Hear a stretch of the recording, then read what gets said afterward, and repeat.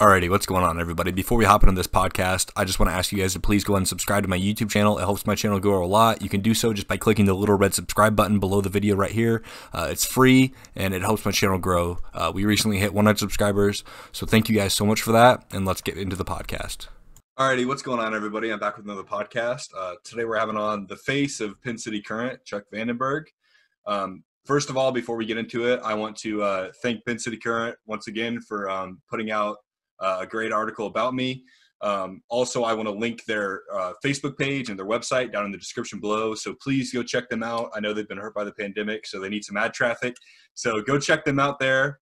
And without further ado, let's get into it. So I'll let Chuck introduce himself and tell a little background about himself. Well, I'm Chuck Vandenburg. I've been in Southeast Iowa most of my life. I grew up in West Burlington. Yeah, I've been in journalism for about 10 years, all told. I spent a lot of time running Kentucky Fried Chicken Taco Bell restaurants for about 15 years in between. But I went to West Burlington High School. Graduated from Western Illinois in 1993 after taking a couple of years off to go screw around for a while and drink and do all the things that guys do before they figure out what the heck they want to do with their lives. So I was actually out in Ohio, and my mom kind of grabbed me by the back and neck and drove me back home and said, "You're going to finish your college." So we did that. And then I went to work for the Daily Democrat for about a year and a half, just doing all kinds of reporting, sports, that kind of stuff, and just kind of had a kind of a passion for it. I was a stringer at the Hawkeye covering high school sports and stuff during college. And I was the editor of our college campus newspaper too, the sports editor. So I kind of got a love for it. And then when we were in Nebraska, we kind of got headhunted out. When I was the Democrat, kind of got headhunted out into Nebraska, where I was a city crime reporter out there, and that was the best gig I've ever had. I mean, I talked to a murder suspect. I talked to politicians. We covered news. And then we covered city government too. That was just fun. It was a lot of fun for me. Yeah. Then I ended up in Illinois for about 3 years as a managing editor of a group of papers there. And then we wanted to come back home. We loved this part of the state, so we came back here. Our families were here, so we came back here, and that's when I started working for Kentucky Fried Chicken again, and did that until about 2016. And then the publisher spot opened up at the Democrat, and I'm thinking, my wife was like, "You need to apply for that job." I'm like, "Why? I haven't done that in 15 years, 16 years.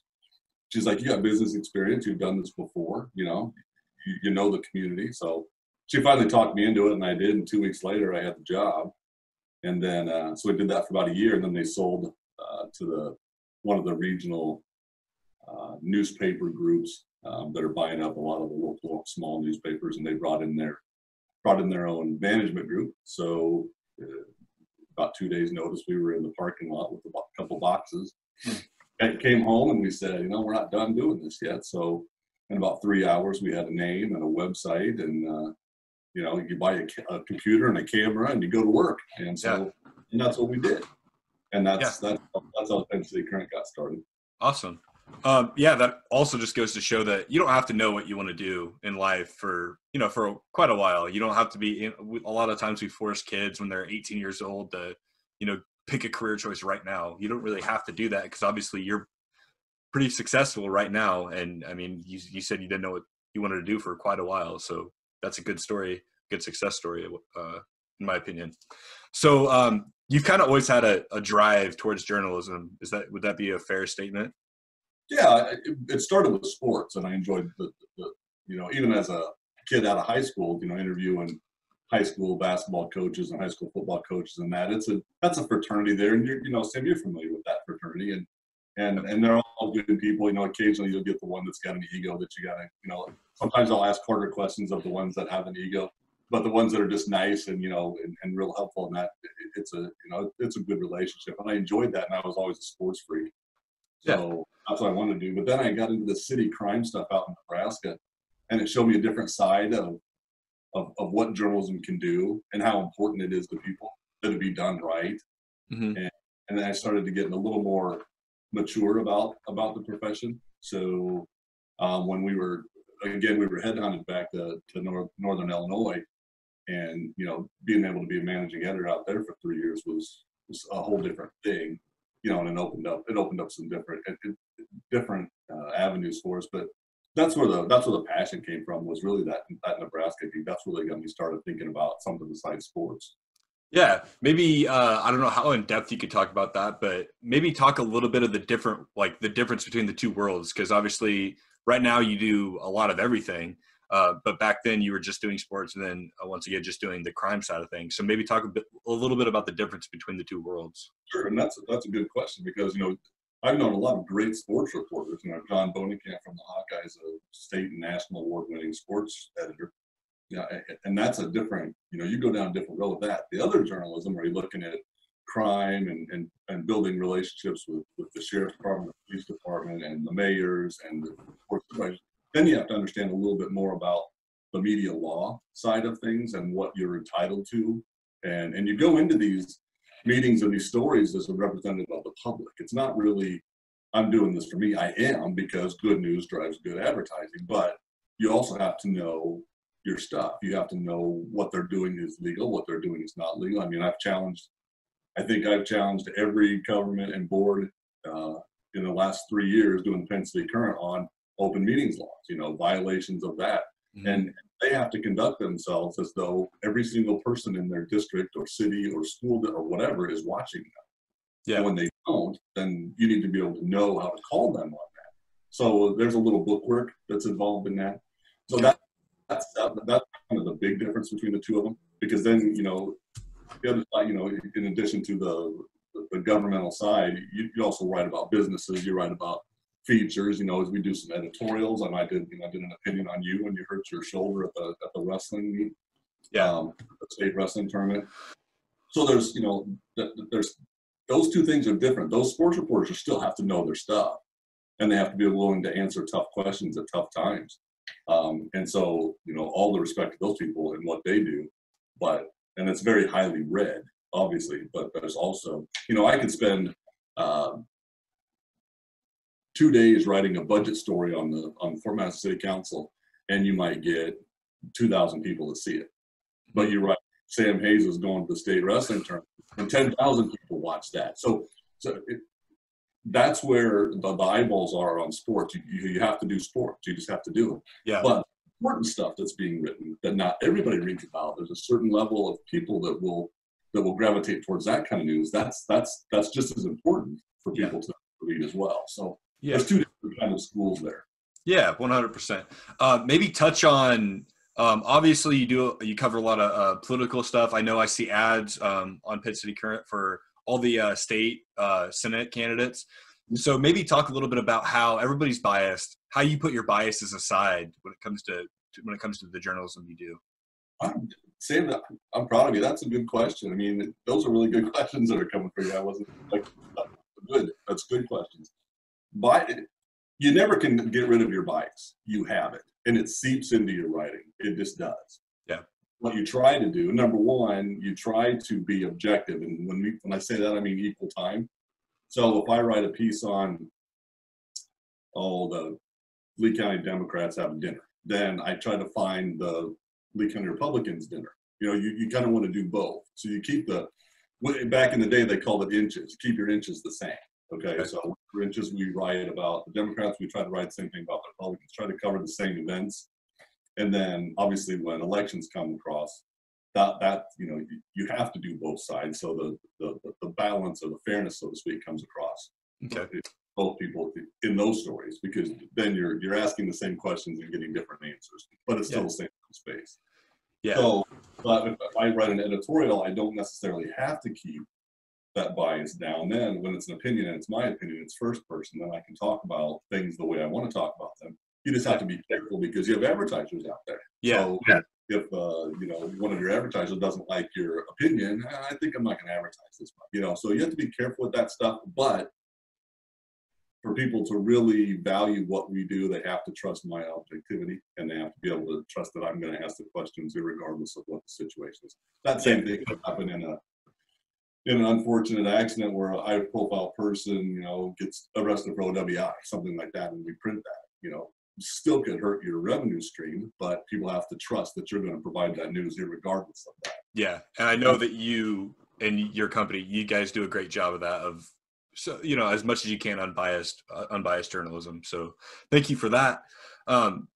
Talk a little bit about the importance of small and local media, because I think especially nowadays, you know, back in like the 60s or even the 80s or 90s, I mean, people would get the newspaper every day and they'd want to know what's going on in small towns and everything. You wouldn't really know on a national scale as much. Now it's just the national scale and maybe state scale a little bit too. So maybe talk about why small and local media is extremely important.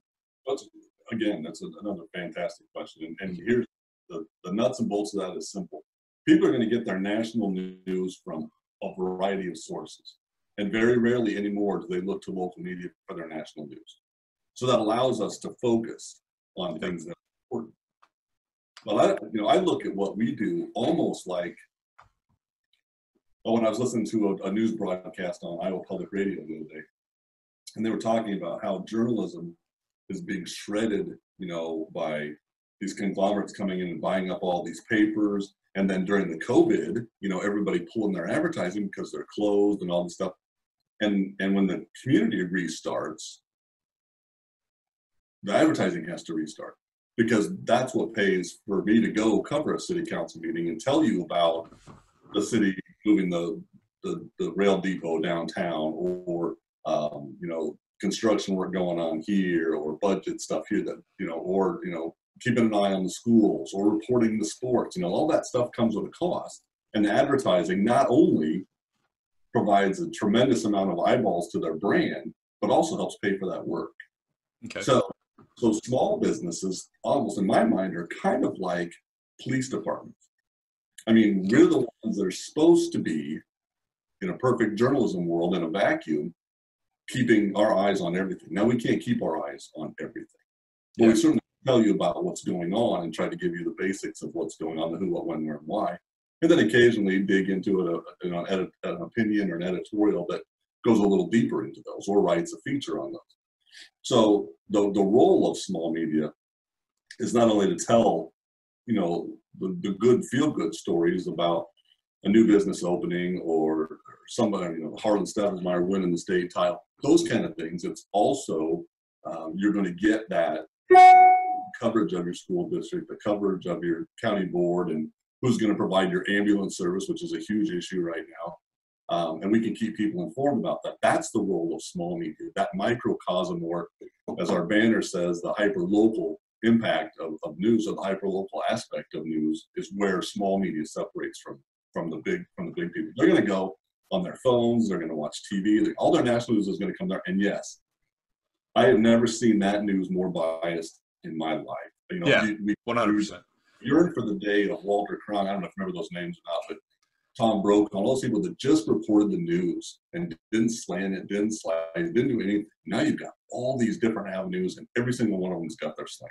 And so people are frustrated with that. Yeah, 100%. For people who don't know, maybe just give a quick rundown about what Penn City Current does in terms of their news. I know you guys do basically everything, but maybe just a quick rundown, a quick promo, if you will. We do. I'm the only reporter right now. We have John Bonenkamp will write an occasional sports story for me, because he does his own thing for Sports Illustrated, which is, it's called Hawkeye Maven. I give him a little plug there because it's very good reporting on the University of Iowa, and it's sponsored for him through Sports Illustrated. But he'll occasionally, when he doesn't have anything going, he'll come down and pick a game and go and cover a game. But the rest of that is just me. So we cover, you know, Madison City Council, we cover West Point City Council, the school districts. Holy Trinity is a private school district, so we don't, again, that goes back to media law, we don't have access to their board because it's privately funded, but we're there for them when they need something. And they also have been very good about talking with us about their operations. I mean, you know, Michael Sheeran over there and Jason, those are great guys. The coaches, the staff over there is fantastic. And Fort Madison School Board's been very cooperative with us, and they're good people too.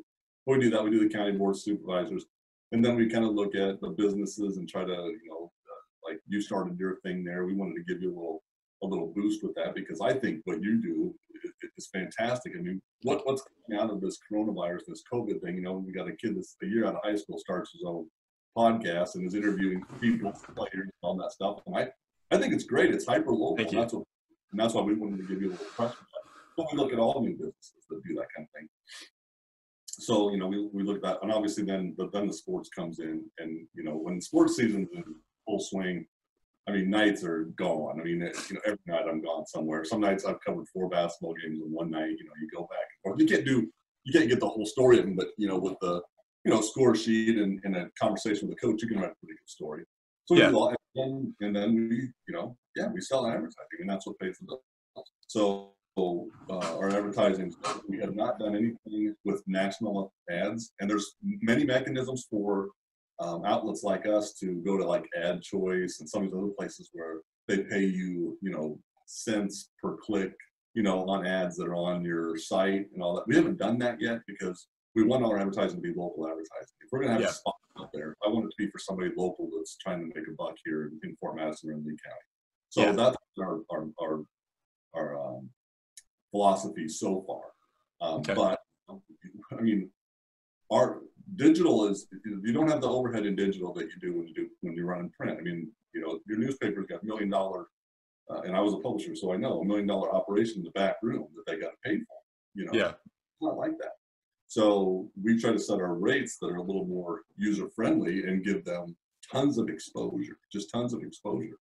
And that formula's worked pretty well. I mean, you know, the coronavirus has hit us a little bit, maybe 30%, 35%, but a lot of people have stayed with us and know that this is all going to, you know, get past us, and then they're going to be back, and those people are going to get that exposure. The political ads you see are all paid for by their committees. So, and then, you know, the funny thing about that is once they go on there, they get a little social media exposure with their ad.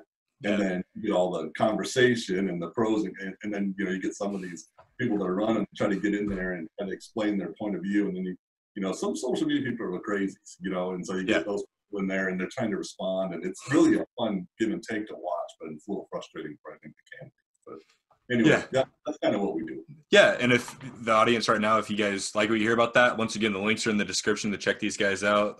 I'll vouch for them. They're fantastic.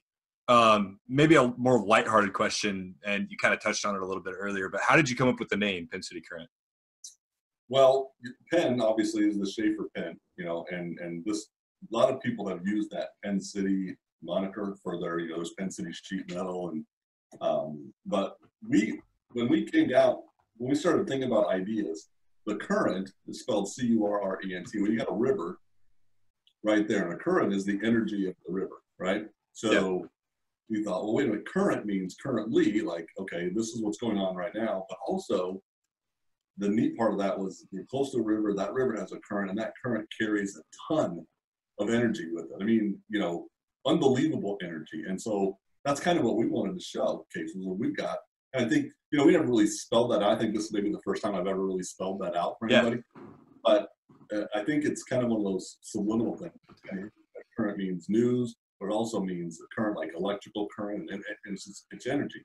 And we wanted to bring use of energy to local news. So. I did. That's new to me. I knew the Penn City part, obviously, but the current part, that went right over my head. So that's awesome. That's really like a subliminal message.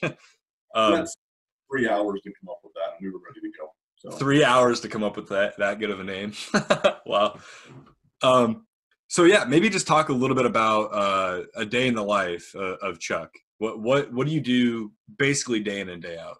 Okay, well, in a perfect world, I get up and I exercise for an hour, but that never happens. So I've been trying to do it more lately. So we do that, and then I usually hit the computer. I check all my emails, and that usually takes half hour, 45 minutes. And I try to put the record together. The record is the police and sheriff reports for the day, for the previous day. That's one of the highest read things we have. People always want to know where the crime is. We actually have a neighborhood watch group that takes that information and plugs it into a spreadsheet so that they can add it to their groups as to where the crime is happening. Okay. Well, I usually do that, and then there's usually 2 or 3 emails where there's story potential there. So I start looking into those. Lately at 11 o'clock, I've been listening to the governor's press conference on where the state is with the COVID. It's really, if you're not watching those, it's really interesting. It's a real lesson in journalism. You got big newspaper reporters out there that are asking good questions, and you see a governor that's really good at answering around the question, but not really the question. So I always found those fascinating. And then, people local want to know that information. Not everybody gets a chance to sit down and watch them. So I try to type up some kind of a recap of her press conference for people locally. And then the afternoons are usually spent, pursuing stories, calling the mayor, calling the supervisors, those kind of things, trying to get stories written. If there's a feature that we're doing on a new business, setting that up. And then we also do obituaries and birth announcements, those kind of things that come in, and we try to post those as soon as we can. We do not charge for any of those. We never have. We think that's an important part of the news process. Obituaries have been part of newspapers for generations, but we don't charge for those, and we just run them as they send them to us. So it doesn't take a whole lot to get that done. It's a copy paste, run the picture, get it posted so that people know that information when it happens. So yeah, the afternoon was just spent doing that, and then during sports season, it's full 4 p.m. to 10 or 11 o'clock at night. So a 7 a.m. to 11:30 is not uncommon. Was not uncommon. The COVID kind of kept us in the house and has me going a little stir crazy. Yeah. Because usually, you have that ongoing, nonstop process, and now it's like came to a screeching halt. There's no sports. There's very little business. Everything is just like, and we're just going to follow the news stories. Yeah, awesome. What is your currently right now? Obviously, you touched on that you love to cover the criminal aspect when you were in Nebraska, that you said. But what is your favorite news to cover currently, like right now? Oh, right now, the ambulance story is a very, very interesting story, and how that has come about. This was, an ambulance service that wanted they get $420,000 a year from the county as a what's called a subsidy, and they came in January and said they needed about 70,000 more to make it an even 500,000. And the supervisor was like, yeah, that's prices are going up, we get it. And it wasn't anything that wasn't doable. And then all of a sudden, 2 weeks later, they don't have money to get payroll. And then all of a sudden, we've got the IRS involved. And then all of a sudden, well, they're not going to re-sign a new contract. And in a matter of 10 or 15 days, we've got a committee put together trying to figure out who's going to come, to your door if you need an ambulance, starting July 1st. So that's been a very interesting story, and that's been, I don't want to say fun because I don't want to lessen the importance of that, but from a journalist and a reporter standpoint, it's intriguing. So those are interesting things to write about, and it's very well viewed. We don't like to write about, I won't say we don't like to.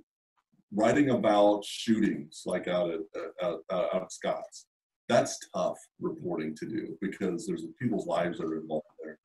And there's also a criminal element, and you don't want to spoil the investigation, but you want to provide as much information as possible. And I'll give you a funny story on that. We were sitting home putting the paper together, and that whole story started to unfold. And I ran out in the car and ran out to Scott's, came back, ran back out. Couldn't find the police chief anywhere because he was doing what he was supposed to be doing at the time.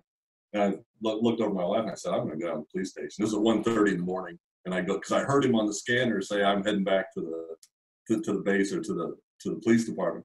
So I went over and I parked in the spot, and he comes behind me and he gets out and he just looks at me and says, "You got to be kidding me." And I was like, 24/7, 24/7, chief. And he's maybe 15 minutes of talking about, what happened, what he could tell me without exposing the investigation, which is all we ask for, So those kind of things are intriguing, and they get my blood pumping and all that stuff. My favorite thing to write about is kids going to state, whether it's baseball, basketball, just seeing kids work hard, get to where they want to be. Even stories of kids that are doing things academically. We went down to Louisville, my daughter and I did, and covered them, that construction trades team down there. That's the stuff I love to do the most because nobody's covering that, Sam. Nobody's doing that. And that gives a good story to a really good program that's deserved of the story, It also, shows that we're serious about talking about news. You know, Yeah. Those are really fun things I like. Yeah, and maybe a little bit of a follow-up. If I asked you what your favorite story that you've ever written, maybe not just at Penn City Current, but maybe at Penn City Current, what would come to your mind instantly? Oh wow! Now you're gonna make me go back. There was a story in Nebraska, and there was a guy that was arrested and charged with a murder outside of our area, but they arrested him. And see, I'm looking up trying to find my memory here. They arrested him in Columbus, and I called over to the public defender's office. I said, "Hey, can I come over and interview this guy?" And he said, "Yeah, sure, you can come out." So I go over to the jail. We're in between plexiglass, the glass partitions between you and we were talking a little bit just about, the crime and, and what he's being charged with, and letting him speak a little bit. And then I just asked him on point blank, I just said, "Did you kill that guy? Did you do that?" And he kind of looked at the corner and looked around, and he says, "Well, let's just say this. I didn't want to be arrested. And the Lee County, or not, what was the Platte County Sheriff. The Platte County Sheriff, when they were out looking for me, I was buried underneath, he had buried himself underneath leaves. And deputies had stepped over this guy looking for him. And he said, If I wanted to kill somebody, I could have killed one of those guys right there." And I was like, "Oh my," and so, but I think he had forgotten that he was being recorded, because when you're in jail, you're talking about those people are listening to those conversations. And I don't know if that hurt or helped this case. But I remember writing the story, and it was just an extremely interesting, but, kind of scary piece to write. And so, but then from that point on, our editor always sent me out to the hard stuff. He was like, "You go, you go talk to this guy. You go talk to that guy." So intense stuff gets me going a little bit. But as far as a particular story, I'm not sure I have one story that stands out as a favorite. I remember reporting and enjoy. We had in Columbus there was a beef recall, and it was the largest recall. I won a state Associated Press award for it, but it was the largest beef recall in history at the time. And we broke that at the Telegram. Breaking it means we were the first ones to report about it. And ran into a couple employees that came in, and we wrote it up, did the story, did some background. The next day, CNN, ABC, CBS, every major news network was in the parking lot of that beef process. So those kind of stories stick out, But those kind of stories, really, the story writes itself. You're just there chronicling it, You're just there taking it. Yeah. Getting towards the end of the interview here, what is some advice that you would have to maybe a kid that wants to get into journalism, just an inspiring journalist? What would you say to that person? I would say learn and get exposed to as much as you possibly can, and buy a camera. Buy a decent camera, start playing around with it. You don't have to be a great photographer to be a good news photographer. And then learn every bit of it. And that's a lot. Just expose yourself to writing samples, expose yourself to sales. Because when I'm out, I'm a salesperson too. Journalism is becoming extremely vocational. By that I mean, nobody's going to go spend $70,000 on an education to come out and make $30,000 a year. It doesn't make any sense anymore. So for me, it would be bringing somebody in, teaching them the trade and teaching them the craft if they got some basic skills, and then turn them loose, Then, like you're doing right now, this is you're forming questions, you're doing a little research, you're asking strong questions, you've got a format, you got a thing. Now, do you think about selling it? Well, why not? You know what I mean? So it's all going to be based on your creativity and your energy. And also, but then you have to know a little bit, and I'm not sure in a podcast scenario you need to know, but you need a little bit of the legal side of things, but there's people out there to help you with that.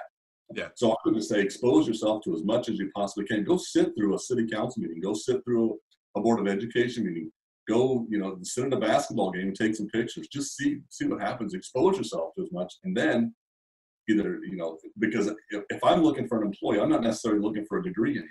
I'm looking for your skill set, how well you can write, if you understand what's called an inverted pyramid, which means all the basic information on top and then funnel all the details down. Okay. I want to know those kind of things, and if you can write that way. Whether you have a degree or not, I don't care. Yeah. So it's the experience. It's doing those things and not being afraid to ask tough questions, and not being afraid to peel the layers back of the onion, so to speak. So just exposing yourself to as much as you possibly can. Get a camera, start working with that, And the more skill set you have, the more value. Awesome. Awesome. Are there any last minute thoughts or questions or ideas that come to your mind that you want to talk about? No, I think what you're doing is great. And I'd love to see that individual enterprise in people. And you know, you're a young kid with a lot of energy. If you want to be a teacher, you want to be a coach, but this thing can be something that's part of your life as you go forward. I've listened to all of your podcasts with everybody, and I just think they're raw and they're fresh. And you ask great questions of me today. So I think that you need to really consider where this thing fits into your life and see if it does. And so everybody should be watching the Sam Gay Show because it's extremely hyper local. It is, and that's important to see that. But other than that, just you know, check out the Penn City Current. You know, see what we're doing every day, and if you got something you're trying to market or whatever, let us help you with that. Yeah, and once again, closing things out, the link to his website and the Facebook page are in the description below. I think you guys got a Twitter, right? Yeah. I'll put your Twitter in the description below. So everything Penn City Current will be in the description below. Please go check them out, like their Facebook page, follow them on Twitter. I'll link their YouTube channel. I know you guys just posted the Central Lee graduation. You'll probably post the Fort Madison one there. So make sure you guys go and check all those things out. And once again, thank you, Chuck, for coming on. It was a pleasure. Yep. My pleasure too, buddy. All righty. And everybody, thank you guys for watching. Have a good day.